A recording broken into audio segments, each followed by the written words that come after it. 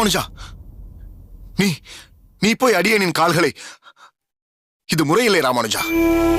ஏற்கனவே ஒரு முறை உன் அகத்தில் வைத்தே அடியேன் சொல்லி இருக்கிறேன், இது போன்ற காரியத்தில் ஈடுபடாதே என்று. பிறகு ஏன் செய்கிறாய்? சுவாமி, அடியேன் செய்த காரியத்தில் ஒரு தவறும் இல்லையே. சாதாரணமாக வரதன் சந்நிதியிலிருந்து இரவு வந்ததும் மறுநாளைக்கு தேவையான மலர்களை தொடுத்து அதை பாங்காக ஈரத்துணியில் பொதித்து வைத்து வெகுநேரம் கழித்துத்தான் தாங்கள் உறங்கச் செல்வீர்கள்.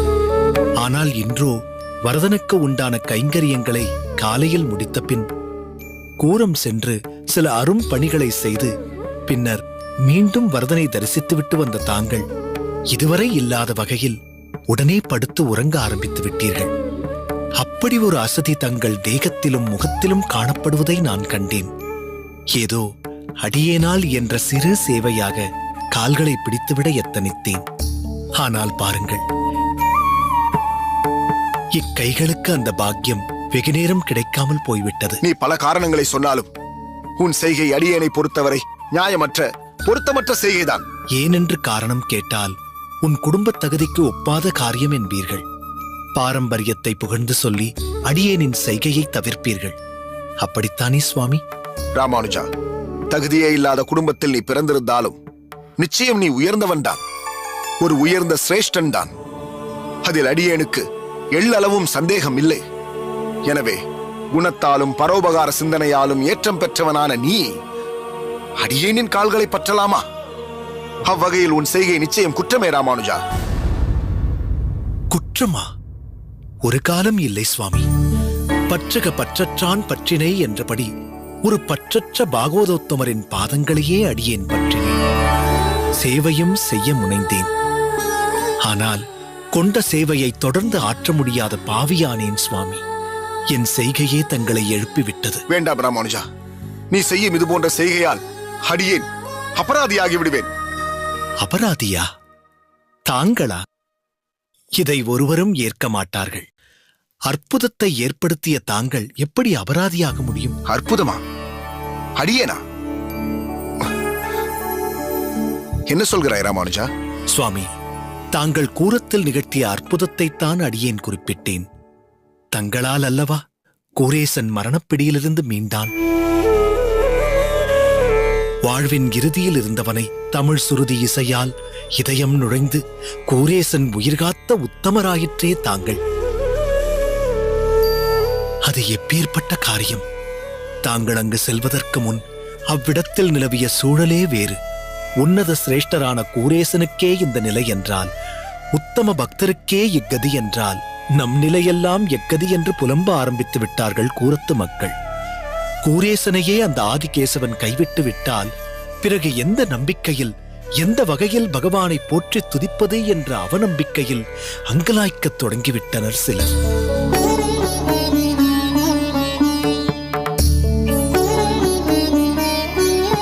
கூரேசனின் நிலையால் தங்கள் வாழ்க்கையும் அஸ்தமித்து விட்டதாக பலர் நினைக்க ஆரம்பித்து விட்டார்கள். இப்படி அனைத்து தரப்பு மக்களும் நம்பிக்கை இழந்த நேரத்தில் நம் அனைவருக்கும் அந்த வரதனின் கருணை உண்டு, பிராட்டியான பெருந்தேவி தாயாரின் தயை உண்டு என்று நிரூபிக்கும் வகையில் கூரேசனை மீட்டெடுத்து வைணவ சம்பிரதாயத்திற்கு புத்துளி பாய்ச்சியிருக்கிறீர்கள் சுவாமி. தங்களை எவ்வளவு புகழ்ந்தாலும், தங்களுக்கு எவ்வகையில் சேவை செய்தாலும் தகும். தங்களின் ஒப்பற்ற அற்புதச் செய்கை ஒரே நாளில் எங்கும் பரவியிருக்கிறது. ராமானுஜா, நீ புகழும் அளவிற்கு அடியேன் ஒன்றும் செய்துவிடவில்லை. இல்லை சுவாமி, உங்களின் அற்புதச் செய்கையால் கூரேசனின் வாழ்க்கை மட்டும் மீளவில்லை, அவனின் தர்ம பத்தினியான ஆண்டாளின் வாழ்வும் ஒரு அர்த்தமுள்ளதாக ஆகியிருக்கிறது. பாவம், அவளது ஜாதகம்தான் கூரேசனை சாய்த்துவிட்டது என்று அவள் காதுபடவே பலர் சொல்லியிருக்கிறார்கள். பகவானின் சக்தியையும் தாண்டி ஜாதகம்தான் பலம் வாய்ந்தது என்று பேச ஆரம்பித்து விட்டார்கள். அதையெல்லாம் உடைத்து 1000 இன்தமிழிலிருந்து ஓரிரு பாசுரங்கள் பாடி இரு உயிர்களுக்கு வாழ்வளித்திருக்கிறீர்கள். அப்படிப்பட்ட தங்களின் கீர்த்தியை புகழ்வோருக்கும் புகழ் கிடைப்பது உறுதி. ராமானுஜா, நீ குறிப்பிட்டதில் ஒரு விஷயம் மிகவும் கவனிக்கத்தக்கதுதான். பாவம், ஆண்டாள் வசைபாடும் வாயிலிருந்து மீண்டாள் என்று சொன்னாயே, அது உண்மைதான். ஆண்டாள், கூரேசன் அந்த இருவரையும் மீட்டது வரதனின் அருள் வெள்ளமே. இதில் அடியேனை ஒரு கருவியாக்கி காரணமாக்கியவன் அந்த வரதனே. ஆச்சாரியரின் அனுகிரகத்தால் அந்த வரதனோடு உரையாடும் பாக்கியத்தை அடியேன் பெற்றேன். அந்த பேரருளாளன் அடியேனுக்குள் புகுந்து அடியேனை இயக்கி பாசுரம் பாடச் செய்து கூரேசனின் பிணியை ஓடச் செய்திருக்கிறான். ஏதோ ஒரு வகையில் அடியேனை தகுந்த முறையில் உபயோகப்படுத்தி இருக்கிறான் அந்த வரதன் என்றுதான் சொல்ல வேண்டும். தன்னலமற்ற சேவையிலும் மக்களுக்காகவே தங்களின் வாழ்க்கை என்று வாழ்ந்து வரும் கூரேசனின் குடும்பத்திற்கு அடியேனால் ஒரு சிறு உபகாரம் செய்யப்பட்டதே என்று நினைக்கும் பொழுது அடியேனும் உகப்படைகிறேன் ராமானுஜா. உத்தமர்களுக்கு ஓர் சேவையாற்றக்கூடிய வாய்ப்பை அடியேனுக்கு தந்து பக்தியில் ஓர் அடுத்த நிலைக்கு உயர்த்த பார்க்கிறான் அந்த வரதன். சுவாமி, இந்த வகையில் இன்னொரு அற்புதத்தையும் நிகழ்த்தி மற்றொரு உத்தமனையும் மீட்டெடுக்க வேண்டும். நீ யாரை சொல்கிறாய்? கோவிந்தன். கோவிந்தனைத்தான் குறிப்பிடுகிறேன் சுவாமி. அவனுக்குள்ளும் தாங்கள் எவ்வகையிலாவது உட்புகுந்து அவனையும் நம் சம்பிரதாய சிரேஷ்டனாக ஸ்திரமாக நம் சம்பிரதாய வழியில் நடக்கும்படி செய்ய வேண்டும். ராமானுஜா, நீ ஒன்றை மனதில் நன்றாக பதிய வைத்துக் கொள்ள வேண்டும். கூரேசனின் விஷயம் வேறு, கோவிந்தனின் விஷயம் வேறு. கூரேசன் உடலளவில் பாதிக்கப்பட்டிருந்தான். ஆனால் மனதளவில் தெளிந்த சிந்தனை உடையவனாக இருந்தான். கொண்ட கொள்கையில் பிடிப்புள்ளவனாகவும் உன்னிடத்தில் பற்றுள்ளவனாகவும் இருந்தான். எனவே மருத்துவர் கொடுத்த மருந்து பயனற்று போனாலும் ஆழ்வார்கள் அருளிச் செய்த பாசுரங்கள் எனும் அரு மருந்து கூரேசனின் மனதிற்குள் புகுந்து அவன் பிணியை போக்கி பூரண குணமடையச் செய்துவிட்டது. ஆனால் கோவிந்தனின் விஷயம் அப்படியல்லவே. அவன் மனதளவில் தெளிவற்று பல்வேறு திசையில் பயணித்துக் கொண்டிருக்கிறான். அவனே ஒரு மாய வலையை தன் மனதிற்கு முன்பாக திரையிட்டுக் கொண்டிருக்கிறான். அந்த மாய வலையை பின்னி இருப்பவரோ யாதவ பிரகாசர். அப்படிப்பட்ட வலையை சாதாரணமாக விளக்க முடியாது. அதை கிழித்தெடுத்து தூரே எறிய வேண்டும். அதை செய்யும் திறமை ராமானுஜா உனக்கு மட்டும்தான் இருக்கிறது. இத்தனை நிகழ்வுகளுக்கு பிறகும் நீ இன்னும் கோவிந்தனையே நினைத்துக் கொண்டிருக்கிறாய் பார்த்தாயா? கோவிந்தன் மீது நீ வைத்திருக்கும் வாத்சல்யம், அன்பு நிச்சயம் இது கோவிந்தனை மீட்டு கொண்டு வந்துவிடும். யாதவ பிரகாசரின் கொள்கையின் பால் ஈர்ப்பு ஏற்பட்டாலும் கோவிந்தனின் மனது நிலையில்லாமல் அலைபாய்ந்து கொண்டுதான் இருக்கிறது. அதுவே உனக்கு ஒரு சாதகமான நிலைதான் ராமானுஜா. மேலும் அடியேன் தற்போது கோவிந்தனின் அருகில் இருப்பதற்கான வாய்ப்பே கிடைப்பதில்லை. ஆனால் நீயோ பாடசாலை என்ற வகையில் அவனுடன் கூடவே இருக்கப் போகிறாய். எனவே சமய சந்தர்ப்பம் பார்த்து அவனது உள்ளத்தை மறைத்திருக்கும் திரையை அறுத்தெறிய முயற்சி செய். அது நிச்சயம் உன்னால் முடியும் ராமானுஜா. அந்த காலம் வரும் வரை பொறுமையாய் காத்திரு. சரி, நேரமாகிவிட்டது. நீ சென்று உறங்கு. சுவாமி, அடியேன் தங்களுக்கு செய்ய வேண்டிய சேவை பாதியிலேயே நிற்கிறது. ராமானுஜா, அடியேன் தர்ம சங்கடமின்றி நிம்மதியாக உறங்க வேண்டும் என்று நீ நினைத்தால் மீண்டும் இது போன்ற காரியத்தை செய்ய வேண்டும் என்று நீ நினைக்க கூடாது. சென்று உறங்கு. ஆகட்டும் சுவாமி.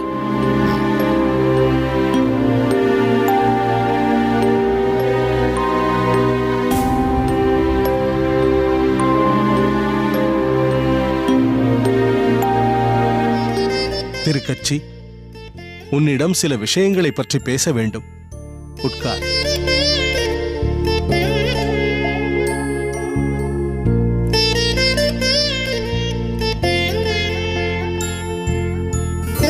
உன் கைங்கரியமெல்லாம் செவ்வனே போய்க் கொண்டிருக்கிறதா? உற்சவங்கள் எல்லாம் குறைவின்றி நடந்து கொண்டிருக்கிறதல்லவா? தங்களின் ஆக்ஞையால் அனைத்தும் சிறப்பாகவும் பூரணமாகவும் நடந்து கொண்டிருக்கிறது சுவாமி. அப்படியா? மிக்க மகிழ்ச்சி. அடியேனின் ஆக்ஞையின்படி நீ செய்து வரும் சேவை நல்ல விஷயம்தான். அதேபோல் அடியேனின் ஆக்ஞை இல்லாமலேயே சம்பிரதாயத்திற்கு ஒரு பெரிய உபகாரத்தை சீரும் சிறப்புமாக செய்து வருகிறாயே, அதை பற்றி பேசி பாராட்டலாம் என்றுதான் உன்னை இங்கு அழைத்தேன். சுவாமி, தங்களின் ஆக்ஞை இல்லாமல் அடியேன் தன்னிச்சையாக எதுவும் செய்வதில்லையே. அனைத்தையுமே அடியேனின் ஆக்ஞையின்படிதான் செய்ய வேண்டும் என்பதில்லை. சில சமயங்களில் சில நற்காரியங்கள் நடைபெற வேண்டும் என்று அந்த பகவானே ஹிருதயத்தில் சைத்திய குருவாக இருந்து நம்மை வழி நடத்துவான். அப்படி வரதனின் வழிகாட்டுதல் படி ஓர் ஒப்பற்ற சம்பிரதாய சிகாமணிக்கு நீ அடைக்கலம் கொடுத்து ஆதரித்து வருகிறாயே, அதைச் சொன்னேன். சிகாமணி, பொக்கிஷம் என்று அடியேன் யாரை குறிப்பிடுகிறேன் என்று உனக்கு புரிந்திருக்குமே. இல்லை சுவாமி. ராமானுஜன், அவனைத்தான் சொன்னேன். ஆச்சாரியருடைய வாக்கு திருவாக்கு. உண்மையிலேயே அந்த ராமானுஜன் ஒரு மாசில்லா மணி, சம்பிரதாய ரத்தினம், ஒப்பற்ற ஒரு வைஷ்ணவ சிரேஷ்டன். அப்படிப்பட்டவன் அடியனோடு இருப்பது அடியேனின் பாக்கியம் சுவாமி. அதுவும் தங்களின் அருட்சிந்தனையாலேயே நிகழ்ந்திருக்க வேண்டும். அனைத்தும் பகவத் சங்கல்பம் என்றே அடியேன் நினைக்கிறேன். சிறுவயது முதலே அக்குழந்தை ராமானுஜன் பல அரிய காரியங்களை செய்கிறான் என்று கேள்விப்பட்டதுண்டு. இருப்பினும் சமீபத்தில் திருமலை நம்பி மூலம் யாதவ பிரகாசரின் பாடசாலையில் நடந்த ஒரு நிகழ்வை பற்றி அறிந்தேன். கப்யாசம் புண்டரீகம் என்ற உபனிஷத வாக்கியத்திற்கு வசிஷ்டாத்வைத்த பரமாக தகுந்த வகையில் ஒரு உன்னதமான, இதுவரை யாரும் யோசித்தறியாத, அதே சமயத்தில் மிகவும் பொருத்தமான ஒரு விளக்கத்தை அளித்தான் ராமானுஜன் என்று கேள்விப்பட்டதிலிருந்து அடியேனின் மனம் அடியேன் வசத்தில் இல்லை. அந்த பொக்கிஷத்தை காண வேண்டும் போல் அவனை எண்ணியே அடியேனின் மனம் ஓடுகிறது. ஒருபுறம் வரதன், ஒருபுறம் ராமானுஜன் என்று நீ வாழும் இருப்பை அடியேன் என்னவென்று புகழ்வது? நிச்சயம் மிகப்பெரிய கொடுப்பினை உடையவன் நீ. அனைத்தும் தங்களின் அருளே சுவாமி. தங்களின் அனுகிரகம் இல்லை என்றால் அடியேனுக்கு ஏது இப்படி ஒரு கதி? ஆனால் விதி வலுவாக தாக்காமல் இருக்க வேண்டும்.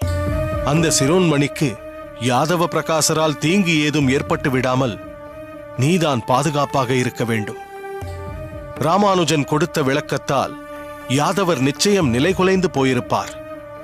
அவர் விபரீதமாக ஏதாவது இடைஞ்சலை ராமானுஜனுக்கு செய்துவிடாமல் இருக்க வேண்டுமே. இதுவரை அப்படி ஒன்றும் ஏற்பட்டதாக தெரியவில்லை சுவாமி. காரணம், அச்சம்பவம் நடந்து சில நாட்கள் ஓடிவிட்டனவே. இருப்பினும் அலட்சியப்படுத்திவிட முடியாது. அடிபட்ட பாம்பாக இருக்கும் யாதவர் என்றாவது ஒரு நாள் பலமாக சீருவார். ராமானுஜனுக்கு எந்த ஆபத்தும் நேராமல் இருக்க வேண்டும். தாங்கள் சொல்வதும் வாஸ்தவம்தான் சுவாமி. ராமானுஜனை பாதுகாப்பாக இருக்கும்படி சொல்கிறேன். அதைத்தான் அடியேனும் சொல்ல வந்தேன். நீங்கள் அத்தனை பேரும் ராமானுஜனை பற்றி தெரிவித்த பல கருத்துக்களின்படி அவன் வலியச் சென்று யாரையும் விரோதிப்பவனாக தெரியவில்லை. அதே சமயத்தில் நம் சம்பிரதாயத்திலும் சாஸ்திரங்களிலும் சமுதாய மேம்பாட்டு சிந்தனையிலும் ஆழ்வார்களின் அருளிச் செயல்களான திராவிட தமிழ் வேத திவ்ய பிரபந்தங்களிலும் மிகவும் ஊக்கம் உடையவனாகவும், அதற்கு விருத்தமாக குதர்க்கமாக யார் பேசினாலும் வெகுண்டெழுபவனாகவும் இருக்கிறான் அந்த ராமானுஜன் என்பது மட்டும் தெளிவாக புலனாகிறது. அதுவே அவனை நேரே சந்திக்க வேண்டும் என்ற ஆவலையும் தூண்டுகிறது. உத்தரவிடுங்கள் சுவாமி. உடனே அதை அடியேன் ராமானுஜனிடம் தெரிவிக்கிறேன். அவனும் தங்களை பற்றி பல முறை பல கேள்விகளை கேட்டிருக்கிறான். தங்களை காண வேண்டும் என்ற ஆவலோடும் இருக்கிறான். தாங்கள் அழைத்தீர்கள் என்ற செய்தியை அவன் அறிந்தால் மிகவும் சந்தோஷப்படுவான். கையோடு அவனை அழைத்து வந்து விடுகிறேன். வேண்டாம். இதே கருத்தைத்தான் திருமலை நம்பியும் சொன்னான். அடியேனால் ராமானுஜன் கல்விக்கு இடையூறு ஏற்பட்டுவிடக்கூடாது. அடியேனுக்கு வேறு ஒரு விருப்பம் உள்ளது. சொல்லுங்கள் சுவாமி, நிறைவேற்ற காத்திருக்கிறேன். அடியேன் காஞ்சியம்பதிக்கு வரலாம் என்று இருக்கிறேன். என்னப்பா, ஒன்றும் பேசாமல் இருக்கிறாய்? சுவாமி, அளவு கடந்த ஆனந்தத்தால் வார்த்தைகள் வர மறுக்கிறது. இவ்வளவு காலமாக வரதன் மற்றும் ராமானுஜனின் மத்தியில் அடியேன் இருந்ததாக புகழ்ந்தீர்கள். தங்களின் வருகையால் 3 பெரும் அற்புதங்களுக்கு நடுவே நிற்கும் கிடைப்பதற்கரிய பெரும் பேற்றை இந்த கடையை நடைவேன் சுவாமி. காஞ்சிக்கு அவசியம் வாருங்கள் சுவாமி. வருகிறேன். வரதனை தரிசிப்பதற்காக மட்டுமல்ல, ராமானுஜன் என்னும் பொக்கிஷத்தை காணவும் அவசியம் வருகிறேன்.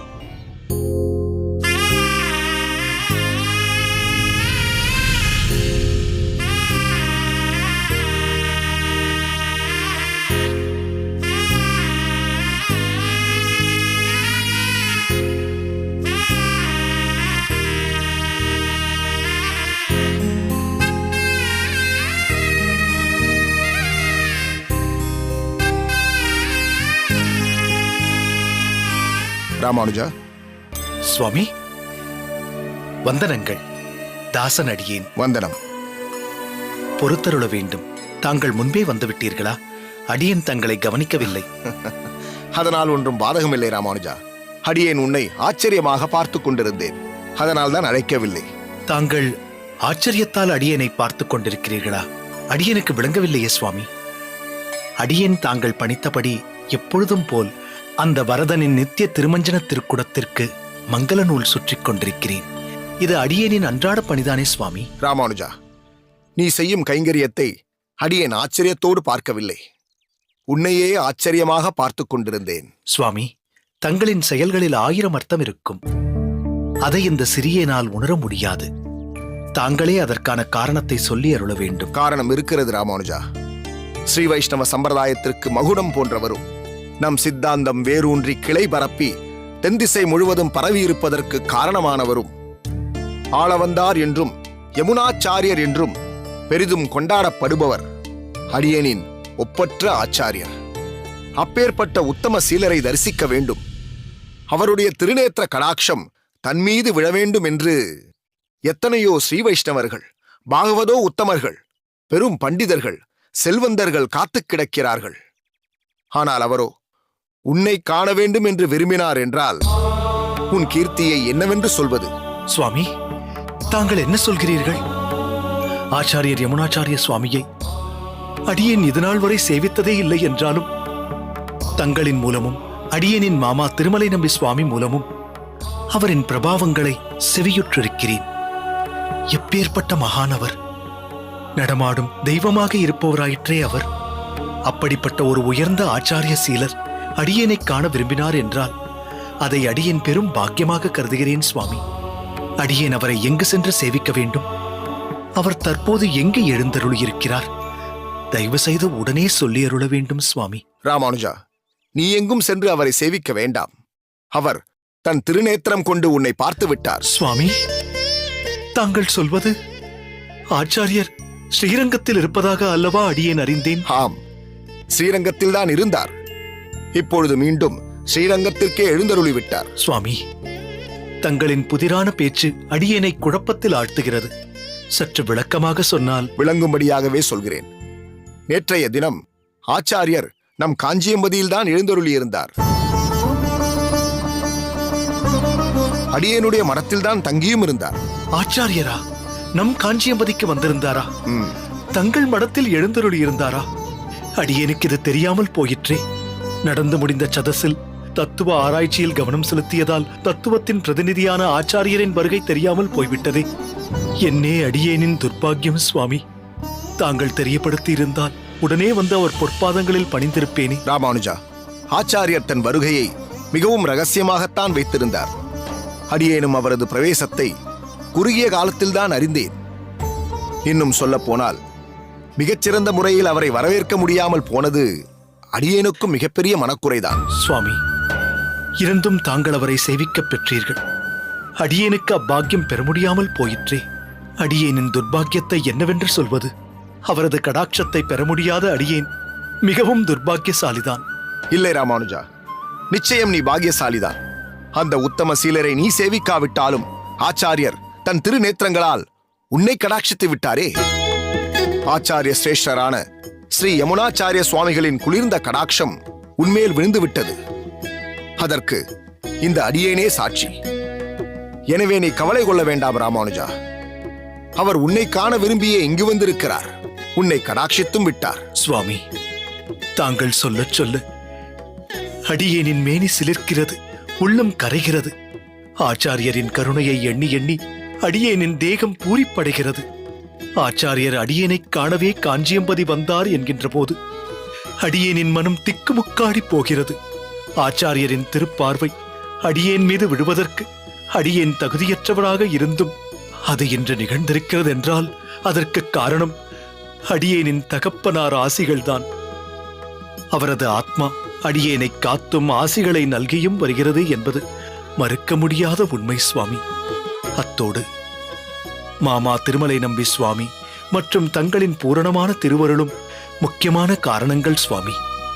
தங்களோடு அவசியம் ஸ்ரீரங்கம் சென்று ஆச்சாரியரை நேரில் சேவிக்க வேண்டும் என்ற ஆவல் அடியனுக்கு அதிகரித்து விட்டது சுவாமி. மிக்க மகிழ்ச்சி ராமானுஜா. இருப்பினும் அதற்கு காலம் கைகூடி வர வேண்டும், சந்தர்ப்பமும் வாய்க்க வேண்டும். எந்த ஒரு நிர்பந்தமும் இல்லாத சூழல் அமைய வேண்டும். தாங்கள் சொல்வதும் சரிதான் சுவாமி.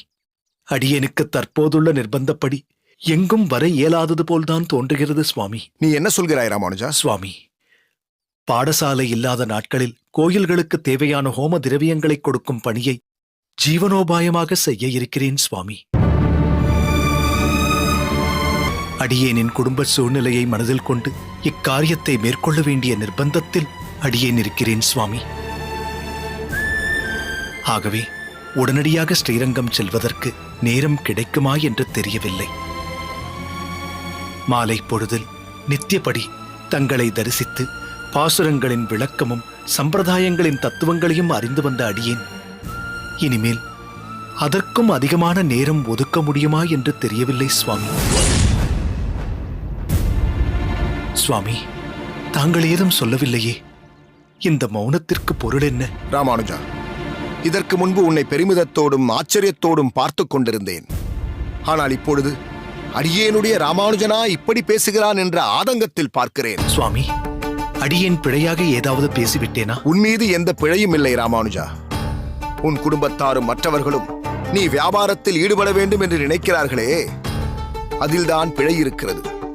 ராமானுஜா, நீ ஒன்றை நன்றாக புரிந்து கொள். நீ மற்றவர்களைப் போல சாதாரணமானவன் அல்ல. அன்றாட தேவைக்காக தன் காலத்தை வீணடிக்கும் சராசரி மனிதனும் அல்ல. எப்போது ஆச்சாரியரே உன்னை காண வேண்டும் என்று உன்னை தேடி இங்கு வந்து விட்டாரோ அப்பொழுதே நீ உன்னதமானவன் என்பதையும் சம்பிரதாயத்திற்கான உயர்ந்த பொக்கிஷம் என்பதையும் அடியேன் உணர்ந்து கொண்டேன். அப்படிப்பட்டவன் லௌகிக லாபத்தை பற்றி சிந்திப்பதும் அதற்காக தன் நேரத்தை செலவிட முனைவதும் சரியல்ல ராமானுஜா. உனக்கு என்ன தேவையோ அதை நிச்சயம் இந்த வரதன் அருள்வான். உன் வாழ்க்கை வரதனின் கையில் இருக்கிறது. அப்படி இருக்க நீ ஜீவனோ உபாயத்திற்காக ஒரு பணியை கைகொள்வது உச்சிதமல்ல ராமானுஜா. தங்களின் ஆதங்கம் அடியேனுக்கு புரிகிறது சுவாமி. இந்த பூஜா திரவிய வியாபாரம் பற்றி அடியேனுடைய பாரியாள் முன்னிலைப்படுத்தி பேசிய போது அடியேன் மறுக்கத்தான் செய்தேன்.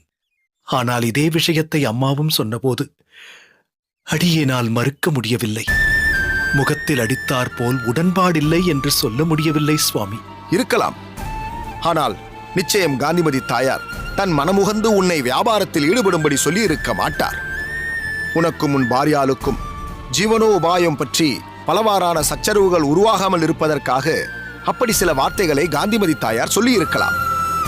அவருடைய கண்ணோட்டத்தில் பார்த்தால் அது சரிதான். உங்கள் இருவரின் நலம் விரும்பியாக அல்லவா உன் தாயார் இருக்கிறார். ஆனால் நம் எல்லோருக்கும் நலம் விரும்பி யமுனாச்சாரிய சுவாமிகள். இகத்தில் மட்டுமின்றி பரத்திலும் நாம் நன்மை அடைய வேண்டும் என்று சிந்திப்பவர் அவர். அவருடைய அபிலாஷை, ஆர்வம், ஆக்ஞை எல்லாம் நீ சம்பிரதாயத்தை வளர்க்க பாடுபட வேண்டும் என்பதுதான்.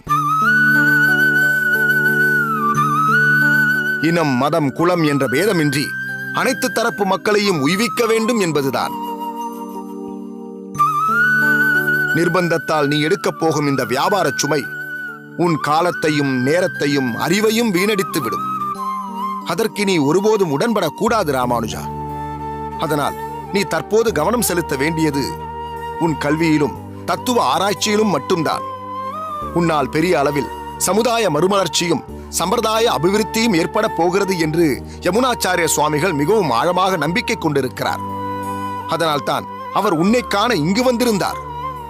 எனவே நீ உன் ஜீவனோ உபாயத்தை நினைத்து கவலைப்பட தேவையில்லை.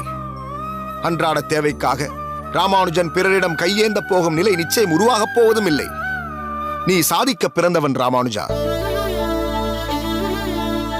சமுதாயத்தை பிரித்து வைத்திருக்கும் மேடு பள்ளங்களை ஆன்மீக ஞானம் கொண்டு சரி செய்ய வந்திருப்பவன் நீ. உள்ளத்தில் பள்ளம் கொண்டவர்கள் வெட்கி தலைகுனியும்படி உன் அன்பு வெள்ளத்தை நிறைக்கப் போகிறவன் நீ. இக்கலியில் பல்லாயிரம் ஆண்டுகளாக பொலிக பொலிக என்று திக்கட்டும் புத்தொளியை பரப்பப் போகிறவன் நீ.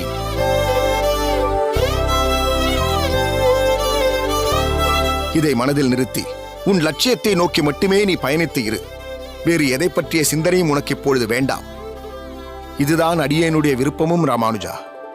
யோசித்து ஒரு நல்ல முடிவெடு.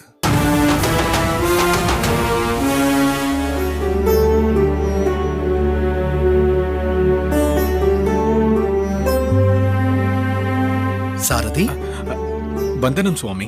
நமஸ்காரம். என்ன முகமெல்லாம் துவண்டு போனது போல் இருக்கிறது? நம்பி சுவாமிகள் மடத்தில்தானே இருக்கிறார்?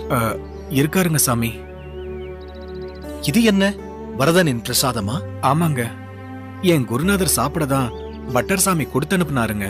ஆனா அத அவரு எடுத்துக்கல சாமி. பிறகு பக்கத்து ஊர்ல ஒரு பெரிய செல்வந்தர் தட்சிணாமூர்த்தின்னு ஒருத்தர் இருக்காருங்க. அவரு பொண்ணுக்கு கொடுக்க சொல்லி என்கிட்ட கொடுத்து அனுப்புனாருங்க. தனக்கு வந்த பிரசாதத்தை இப்படி என்கிட்ட கூட என் குருநாதர் கொடுத்ததில்ல சாமி.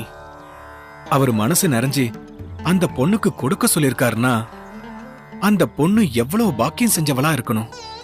அதான் அந்த புண்ணியவதிய பார்க்க ஆவலா போயிட்டு இருக்கேன். நான் வரேன் சாமி. சரி.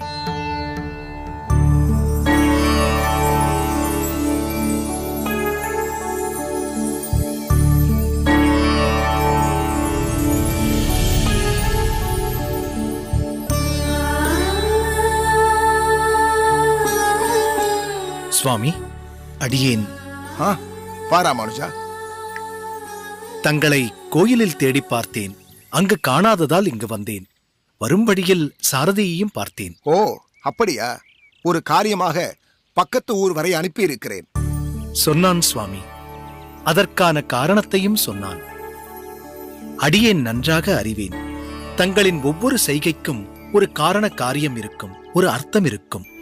அவ்வகையில் சாரதி சொல்கிறானே, அந்த தட்சிணாமூர்த்தி யார்? உங்களுக்கு மிகவும் வேண்டப்பட்டவரா? ராமானுஜா, வரதனின் பக்தர்கள் என்ற வகையில் அனைத்து வைஷ்ணவர்களுமே அடியேனுக்கு மிகவும் வேண்டப்பட்டவர்கள்தான். அதே நேரத்தில் வேதனையால் பீடிக்கப்பட்ட ஒரு பக்தை என்றால் அடியேனுக்கு அவர் இன்னும் வேண்டப்பட்டவராகிறார். வேதனையால் பீடிக்கப்பட்ட பக்தரா? சற்று விவரமாக சொல்லுங்கள் சுவாமி. நம் கோயிலுக்கு பல திருப்பணிகளை செய்து வருபவர் அந்த தட்சிணாமூர்த்தி. பெரும் செல்வந்தர். நம் ஊருக்கு அருகில்தான் இருக்கிறார். அவரை நம் வரதனின் சிறந்த பக்தர் என்று அனைவரும் சொல்வார்கள். ஆனால் ஒரு காலத்தில் அவருடைய மகள் அமுதினி இவரை விட தலை சிறந்த பக்தையாக இருந்திருக்கிறாள். அப்படியென்றால் அப்பெண் இப்போது வரதனின் பக்தையாக இல்லையா? இது எப்படி சாத்தியம்? அனைத்தும் கர்ம பலன். வேறு என்ன சொல்வது? சில ஆண்டுகளுக்கு முன்பு அந்த பெண்ணை பிரம்மரட்சசு பிடித்துக் கொண்டு விட்டது என்று பலர் சொல்கிறார்கள். இதனால் அப்பெண்ணின் சுபாவமே மாறிவிட்டதாம். அந்த பிரம்மரட்சசு அப்பெண்ணையும் தட்சிணாமூர்த்தியின் குடும்பத்தையும் பிடித்து ஆட்டிக் கொண்டிருக்கிறது. பாவம், சிறு பிராயத்தில் அவள் வரதனுக்கென்று பல சேவைகளை செய்திருக்கிறாளாம். கோயிலில் நீர் தெளித்து பெருக்கி அழகான கோலங்களால் அலங்காரம் செய்திருக்கிறாளாம். அப்படிப்பட்ட அவளுக்கு இன்று இப்படி ஒரு நிலைமை. அதனால் தட்சிணாமூர்த்தியும் துக்க சாகரத்தில் மூழ்கி இருக்கிறார். அதனால் வரதனின் அந்த பிரசாதம் அவளுக்கும் அவள் குடும்பத்திற்கும் ஓர் நல்வழியை காட்டட்டும் என்று நான் கொடுத்தனுப்பினேன் ராமானுஜா. சுவாமி, தாங்களோ வரதனின் அருளுக்கு பாத்திரமான உன்னதமான பாகவதோத்தமர். கவரி வீசும் கைங்கரியத்தால் கவரப்பட்டவர். அப்படிப்பட்ட தாங்கள் இவ்விஷயம் பற்றி அவ்வரதனிடம் முறையிட்டிருக்கலாமே. முறையிட்டேனே. ஆனால் அவன் பிடிகொடுத்து பேச மறுக்கிறானே. ஏதேதோ தத்துவங்களை சொல்லி அடியேனை மயக்குகிறான். அது ரகசியம் என்கிறான். தெளிவாக எந்த ஒரு விஷயத்தையும் சொல்லவும் மறுக்கிறான். இறுதியாக இவ்விஷயத்தால் 2 பேர்களுக்கு உயர்த்தியை கொடுக்க விரும்புகிறேன் என்கிறான். காலபலன் கூடும் பொழுது அது நடக்கும், அதுதான் என் கணக்கும் என்கிறான். அப்படி சொல்லிவிட்ட பொழுது அவனுடைய கணக்கை அடியேனால் கணக்கிட முடியுமா? இதுதான் அத்திகிரி வரதனின் சித்தம் என்று அடியேன் அது பற்றி மேலும் எதுவும் அவனிடம் பேசவில்லை. இருப்பினும் அப்பெண் அடைந்திருக்கும் வேதனை அடியேனையும் வேதனை அடையும்படி செய்துவிட்டது. எனவே இப்பிரச்சனை சீக்கிரமே தீர்க்கப்பட வேண்டும் என்று அந்த வரதனையே பிரார்த்தித்தபடி இருக்கிறேன். ராமானுஜா, அப்பெண்ணிற்காக நீயும் பகவானிடம் மனமுருக பிரார்த்தனை செய்து கொள். உன்னுடைய பிரார்த்தனையாவது அந்த வரதன் சீக்கிரமே செவி கொடுக்கிறானா என்று பார்ப்போம். தங்களின் பிரார்த்தனை நிச்சயம் வீண் போகாத சுவாமி. இருப்பினும் அடியேனும் பிரார்த்தித்துக் கொள்கிறேன். நாளை சிறந்த ஒரு நற்பயன் அந்த பெண்ணிற்கு கிடைக்கும் போது தங்களின் உத்தரவால் அடியேனுக்கும் அதில் ஒரு பங்கு இந்த விஷயத்தில் இருப்பதால் அடியேனுக்கும் சந்தோஷம்தான். நிச்சயம் அடியேன் வரதனை வேண்டிக் கொள்கிறேன் சுவாமி. வா ராமானுஜா. வந்தனங்கள். வந்தனம். வந்தனம். என்ன ராமானுஜா, நாங்கள் ஏதோ ஒரு விஷயத்தை பற்றி பேசிக் கொண்டிருக்க நீயோ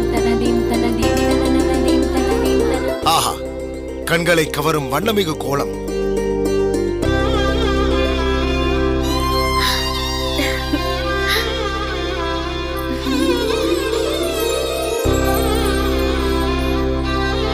அமுதினி, சுவாமி யார் என்று உனக்கு தெரியாதல்லவா?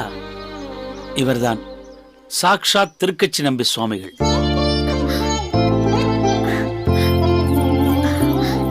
சுவாமி, தங்களுக்கு இந்த அடியவளின் சிரம் தாழ்ந்த நமஸ்காரங்கள். திருக்கோயில் பகுதியாக இருப்பதால் பஞ்சாங்க நமஸ்காரம் செய்ய இயலவில்லை. அடியவளின் அநேக நமஸ்காரங்களை மானசீகமாக தங்களின் திருப்பாதங்களுக்கு சமர்ப்பிக்கிறேன். ஏற்று இந்த எளியவளை அனுகிரகிக்க வேண்டும். இந்த வரதனின் ஆசிகள் உனக்கு பூரணமாக இருக்கிறது அம்மா. எவ்வளவு பெரிய தோஷத்திலிருந்து நீ விடுபட்டு வந்திருக்கிறாய் தெரியுமா? அதற்கு கைப்படைத்த பயனாய் அந்த வரதனை கைகூப்பி தொழுது உன் நன்றியை அவனுக்கு வெளிப்படுத்துவதுதான் முறை. தங்களை தொழுவதும் முறைதானே சுவாமி?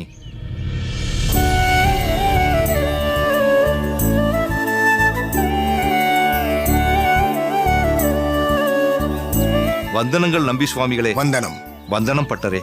வந்தனம். நம்பி சுவாமிகளே, அமுதினி தங்களின் அனுக்கிரகத்தையும் ஆசியையும் யாசித்தது மிகவும் சரியே. ஒப்பற்ற பாகவதர்களின் நல்லாசியை பெற்றாலன்றோ வரதனும் குளிர்ந்து அருள்பாலிப்பான். சரியாக சொன்னீர்கள் தட்சிணாமூர்த்தி. அமுதினியின் நிலை கண்டு நம்பி சுவாமிகள் மிகவும் பதைபதைத்து விட்டார். அவருடைய பதைபதைப்பை அறிந்ததும் வரதனுக்கு பொறுக்குமா?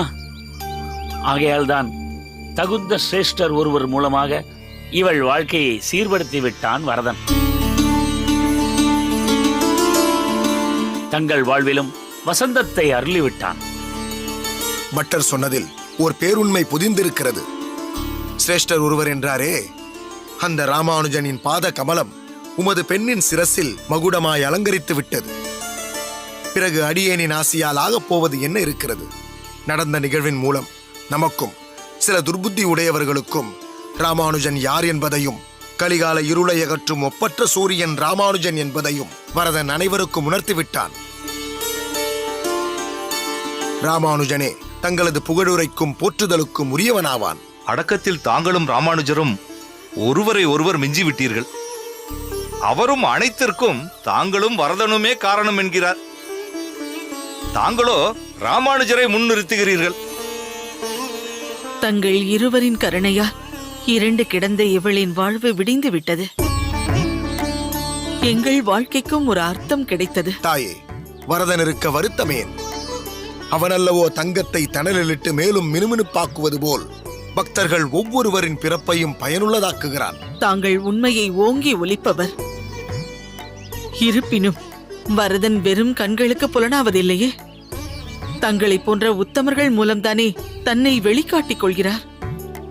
அவ்வகையில் தங்களின் உபகாரம் அளவிட முடியாதது சுவாமி. தாயே, அடியேன் வரதனின் சேவகன். பேரொருளாளன் தனக்கே உரித்தான வாத்சல்யத்தால் அடியேனையும் ஒரு கருவியாக்கிக் கொண்டிருக்கிறான். வேறு என்ன சொல்ல முடியும்? அடியேனுக்கு கிடைத்திருக்கும் இவ்வாழ்வு என்றும் பிறர் பயன்படி இருக்க வேண்டும் என்றே அந்த மாயவனை பிரார்த்திக்கிறேன். சுவாமி, ஏன் சஞ்சலப்படுகிறீர்கள்? அதை அந்த வரதன் பொறுக்க மாட்டான். பலரது வாழ்வை செம்மைப்படுத்தவே அந்த வரதன் தங்களை எங்கள் முன் தென்படும்படி வைத்திருக்கிறான். சரி பட்டரே, இவர்களை வரதனின் சன்னதிக்கு அழைத்துச் செல்லுங்கள். இவர்கள் தங்கள் நன்றிகளை அவனின் பொற்பாதங்களில் சமர்ப்பிக்கட்டும். உத்தரவு சுவாமி. வாருங்கள் தட்சிணாமூர்த்தி, வாருங்கள் தாயே. யாராலும் வெளியேற்ற முடியாத பிரம்ம ரட்சஸை என்னை வைத்துக் கொண்டே நீ விலகி ஓடச் செய்திருக்கிறாய். இப்படி நீ என்னை தொடர்ந்து விரோதித்தே வருகிறாய். இது ஒரு சிஷ்யனுக்கு அழகோ? உனக்கு ஏற்கனவே மந்திர வித்தைகள் தெரியும் என்பதை என்னிடம் நீ மறைத்திருக்கிறாய்.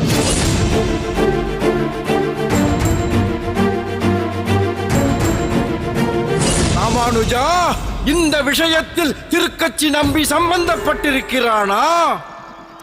அப்படி என்றால் இது ஒரு திட்டமிட்ட சூழ்ச்சியா? அதில் நான் பலிகடா ஆக்கப்பட்டிருக்கிறேனா? நீ உன் போக்கில் போ, நான் என் வழியில் போகிறேன். நானும் உன்னிடம் குறுக்கிடப் போவதில்லை, நீயும் என்னிடம் குறுக்கிட வேண்டாம். நான் கொடுக்கும் விளக்கம் உனக்கு ஏற்புடையதாக இல்லையா? நீ உன் மனதில் தோன்றியபடியே வைத்துக்கொள்.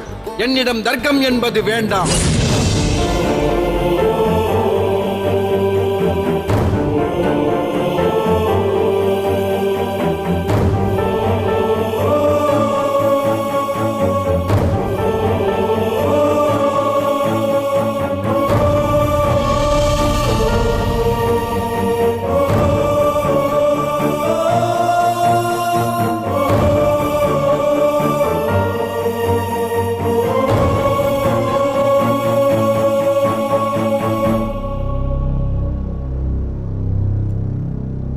ராமானுஜா.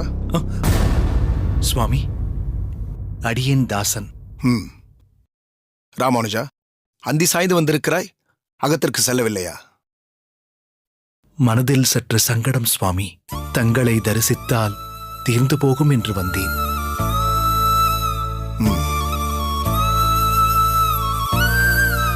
உட்கார் ராமானுஜா. மேலே உட்கார். பரவாயில்லை, உட்கார்.